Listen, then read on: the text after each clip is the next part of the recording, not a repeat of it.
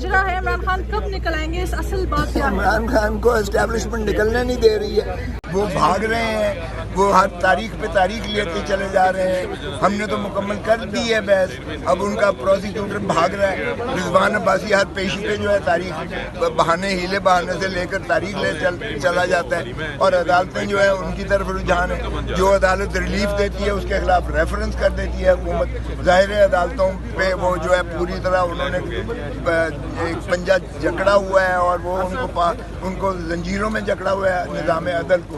یہی تو ان 6 ججز نے جو ہے سپریم کورٹ میں نالش کی ہے کہ نظام عدل کو، نظام انصاف کو آزاد کروایا جائے۔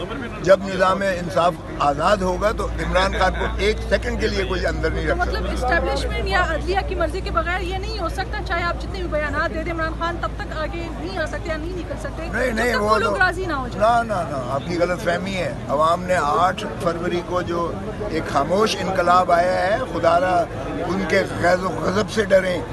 آپ کو مشرقی پاکستان کا ابھی تجربہ نہیں ہوا، ابھی وہ یاد نہیں ہے کہ آپ نے ملک توڑ دیا تھا، کیا پھر خاکم بدہن آپ اس ملک باقی مغربی پاکستان کے بھی پیچھے پڑے ہوئے ہیں؟ تو اگر کسی کو اس دھرتی ماں سے پیار ہے تو وہ عوام کی حق حکمرانی کو تسلیم کریں۔ اچھا، آج سر صفرا کے سامنے جو آپ کا پروٹیسٹ ہے وہ کتنا کامیاب رہے گا، کتنا مؤثر رہے گا؟ بہت زبردست۔ تب پتہ چلیں گے جب ہم جنگ کی بجائے تعلیم کو ترجیح دیں۔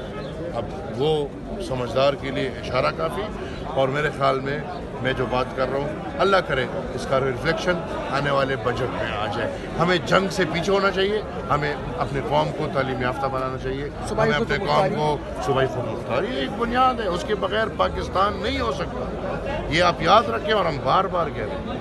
18